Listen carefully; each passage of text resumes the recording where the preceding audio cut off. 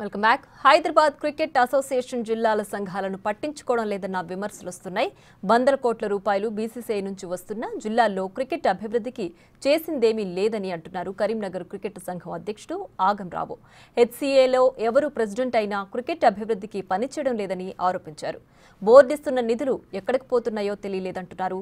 పూర్తి వివరాలు మా ప్రతినిధి రాణా అందిస్తారు.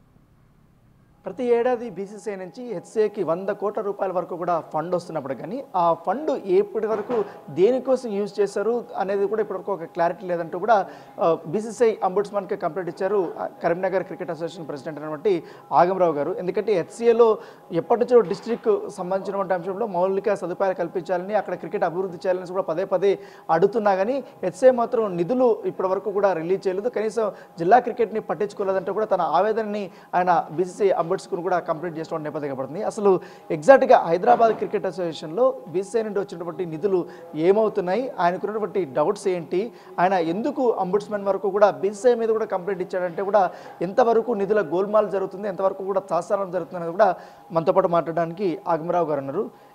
సార్, హెచ్సీఐ గురించి మనం ప్రత్యేకంగా చెప్పాల్సిన అవసరం లేదు. గత కొన్ని సంవత్సరాల నుంచి అనేక వివాదాల్లో కూడా బయటకు వస్తుంది. తాజాగా ఇప్పుడు బీసీసీఐ నుంచి కూడా అనేక కోట్లాది రూపాయలు కూడా వస్తుంది. అంటే ఏంటి, ఎక్కడ మీకు డౌట్ వచ్చింది, ఎక్కడ వీళ్ళు అభివృద్ధి కోసం అది యూజ్ చేయట్లేదు అనేది అనిపించింది మీకు డబ్బులు? అంటే నేనేమో ఆలోచించానంటే చాలాసార్లు రిప్రజెంటేషన్ చేస్తాము ఎస్సీఏకు, జిల్లాలో డెవలప్మెంట్ చేయండి, ఎన్నో రకాల పిటిషన్స్ పెట్టాము, ఎన్నో రకాల ప్రపోజల్స్ ఇచ్చాము, సమ్మం ఏమీ జరగట్లేదు. సో మనకు అపెక్స్ బాడీ అనేది BCCI, state body SCA, district body our districts. So ultimately direction is coming from apex body. మనకు బీసీసీఐ నుంచి డైరెక్షన్స్ వస్తాయి, బీసీసీఐ నుంచి ఫండ్స్ వస్తాయి. BCCI development fund across the state చేయమని మనకు ఎస్సీఏకి ఫండ్స్ ఇస్తుంది. అండ్ స్పెసిఫిక్గా మనకు ఎస్సీఏకు మీరు చేయలేదు కాబట్టి మీరు డెవలప్మెంట్ జిల్లాలో ఈ రకంగా చేయండి అని ఒక 3-4 సార్లు ఎస్సీఏను డైరెక్షన్స్ ఆర్డర్స్ కూడా ఇచ్చింది. 2018లో ఇచ్చింది, 2021లో ఇచ్చింది. ఇవ్వడమే కాకుండా మీరు ఏం చేస్తున్నారు, ఎవ్రీ 6 months మీరు మాకు రిపోర్ట్ చేయండి, వెబ్సైట్లో పెట్టండి అంటే వీళ్ళు సరిగ్గా చేయట్లేదు, కొంచెం మానిటరింగ్ అవసరం ఉన్నది అన్న దృష్టిలో ఒక డైరెక్షన్ ఆర్డర్ ఇచ్చింది. అవి కూడా ఖాతరు చేయలేదు. 2018 ఆర్డర్ ఖాతరు చేయలేదు, 2021 ఆర్డర్ ఖాతరు చేయలేదు. అయినా కూడా బీసీసీఐ ఫండ్స్ ఇస్తూనే పోతుంది ఎస్సీఏకు.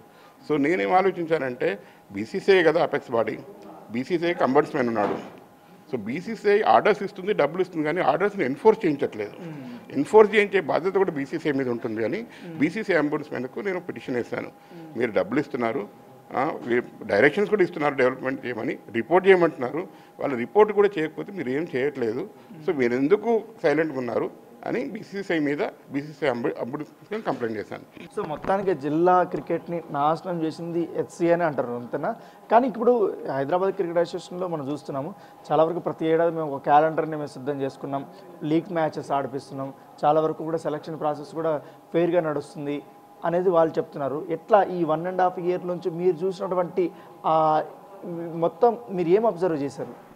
నేను అబ్జర్వ్ చేసిన సింపుల్ అండి, క్రికెట్ జరగట్లేదు ఎస్సీఏలో. క్రికెట్ అనేది మర్చిపోయి మిగిలిన అన్నీ చేస్తున్నాం. క్రికెట్ మీరు ఒక్కొక్క పిల్లవాడు హైదరాబాద్ క్రికెట్ అసోసియేషన్లో 100 నుంచి 125 మ్యాచ్లు ఆడగలిగేటట్టు ఉంటేనే మీ సెలక్షన్ కూడా క్లీన్గా ఉంటుంది, ట్రాన్స్పరెంట్గా ఉంటుంది. మీరు 3 మ్యాచ్లు ఆడిచ్చి 4 మ్యాచ్లు ఆడిచ్చి మమా అనిపించి మీరు సెలక్షన్ చేస్తే సెలక్షన్లో కూడా కంట్రవర్సీ ఉందని అంటారు. మీరు 100 మ్యాచ్లు ఆడియండి ఒక్కొక్క పిల్లవాడిని, ఇయర్ లాంగ్ 360 రోజులు ఉంది, మీ దగ్గర ఫండ్స్ ప్రాబ్లం లేదు, గ్రౌండ్స్ ఉన్నాయి, ఆడిస్తూ పోండి. 100 మ్యాచ్లు ఆడిస్తే వాళ్ళ పర్ఫార్మెన్స్ వస్తుంది కదా. 3 మ్యాచ్లో 4 మ్యాచ్లో ఆడిచ్చి మమ్మ అని చెప్పి 20 మంది సెలెక్ట్ చేసి పంపించి క్రికెట్ ఆడితే ఇట్లా ఉంటుంది రిజల్ట్ కూడా. మనం మళ్ళీ ప్లేట్లోకి పోతాం, ఏ లెవెల్లో కూడా క్వాలిఫై కాకుండా పోయాం బీసీసీఐలో. ఇప్పుడు ప్రతి సంవత్సరం ఎలక్షన్స్ జరుగుతున్నాయి, అంతకుముందు 3 సంవత్సరాలకి ఎలక్షన్ జరిగినాయి. వచ్చిన వాళ్ళందరూ కూడా మేము అభివృద్ధి చేస్తామంటున్నారు. ఒకవేళ ఎలక్షన్ అయిపోయిన తర్వాత మళ్ళీ సేమ్ సినారియో వస్తుంది. ఏంటి ఇక్కడ ఏం కోఆర్డినేషన్ ప్రాబ్లమా, లేకపోతే చేయాలనే సంకల్పం వీళ్ళలో లేదనుకుంటున్నారా? డెఫినెట్లీ ఒక ప్రాబ్లం అయితే ఉంది. ఒక రకమైన గ్రూప్ డైనమిక్స్లో ఎవరైతే ఎలక్ట్ కాబడుతున్నారో ఒక పాత ఓల్డ్ ఫుడల్ కల్చర్ లాగా ఉంది. మాదే ఇది, మాకు సంబంధించిందే, మేమే దీనికి ఓనర్సు, మేమే రెస్పాన్సిబుల్, ఏదైనా మేము డిసిషన్ తీసుకోవాలి. పీపుల్ చేంజ్ కావాలి. 50 ఏళ్ల కింద పరిస్థితి వేరు, 40 ఏళ్ల కింద పరిస్థితి వేరు, 30 ఏళ్ల కింద పరిస్థితి వేరు, ఇప్పుడు వేరు. ఇప్పుడు క్రికెట్ ఎంతో డైనమిక్, ప్రపంచంలో ఒక పెద్ద స్పోర్ట్ అయిపోయింది. ఎన్నో రకాల డెవలప్మెంట్స్ వచ్చాయి, ఎన్నో రకాల సైంటిఫిక్ టెక్నాలజీస్ వచ్చాయి. అటువంటి ఏవీ లేకుండా అక్కడ కూర్చొని మేము ఆలోచించినట్టే జరగాలి అనే పరిస్థితిని, మా వల్లే ఉండాలి అనే పరిస్థితుల్లో ఎవరైతే ఎలక్ట్ కాబడతారో వాళ్ళను పని చేయనియరు, వాళ్ళని లాగుతూ ఉంటారు. వాళ్ళు కూడా అటువంటి వాళ్ళని ఎలక్ట్ చేస్తారు. ఈ టికెట్ల లొల్లి చూస్తున్నాం. ప్రతిసారి ఐపీఎల్ వచ్చినా లేకపోతే ఇంటర్నేషనల్ మ్యాచెస్ ఏమొచ్చినా కూడా టికెట్లు ఇటు గోల్మాల్ జరుగుతుంది, అది జరుగుతుంది అనేసి. ఎట్లా ఉంటుంది ఆ ప్రాసెస్ అంతా? హై ప్రెజర్ అండి. ఒకటి అర్థం చేసుకోవాలి, ఇటువంటి గేమ్ క్రికెట్ స్టేడియంలో 35,000 మంది ఉంటారు, 30 లక్షల మంది లోపలికి రాదలుచుకుంటారు. చాలా ప్రెజర్ ఉంటుంది. మన కూర్చున్న వాళ్ళకి అర్థమవుతుంది ఆ ప్రెజర్. కానీ బట్ ఈవెన్ దెన్ కొంచెం ట్రాన్స్పరెన్సీ ఉండాలి. మనకి ఏది ఇచ్చినా ఒక ట్రాన్స్పరెన్సీ ఉంటే మనం ఏదో 10, 20, 30 మనం ఎవరన్నా మనం కూర్చున్నాం కాబట్టి 10, 20, 30 మందికి మనం పిలుచుకోవచ్చు. కానీ ఏదో 100 ఏదో జరుగుతున్నట్టు మన అందరికీ కనిపిస్తున్నట్టుంది. బట్ అది ఎంతవరకు నిజమో ఎంతవరకు లేవు. కానీ అటువంటి కొంచెం మోర్ ట్రాన్స్పరెన్సీ ఉంటే డెఫినెట్లీ చాలా బెటర్. ఇప్పుడు అంబేడ్స్మెంట్ మీరు ఆర్డర్ చూసుంటారు, కంప్లైంట్ ఇచ్చారు. ఏంటి ఒకవేళ కానీ హెచ్సిఏ కూడా దాన్ని కూడా పట్టించుకోకపోతే ఎట్లాంటి చర్యలు ఉండే అవకాశం ఉంటుంది? డెఫినెట్గా ఎక్స్పెక్ట్ చేస్తున్నాను బీసీసీఐ, బికాజ్ వాళ్ళు ఇచ్చిన ఆర్డర్స్, వాళ్ళు ఇస్తున్న రిసోర్సెస్.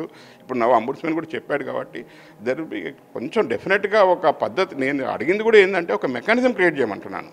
ఎస్సీఏకు మీరు చెప్పినా వాళ్ళు చేయట్లేదు కాబట్టి ఒక ఎన్ఫోర్సబుల్ మెకానిజం, తప్పనిసరిగా వాళ్ళు చేయాల్సి పడే మెకానిజం క్రియేట్ చేసి వాళ్ళకి ఇవ్వండి. అప్పుడు వాళ్ళు చేయాల్సి పడుతుంది. అటువంటి రిక్వెస్టే చేశాను నేను.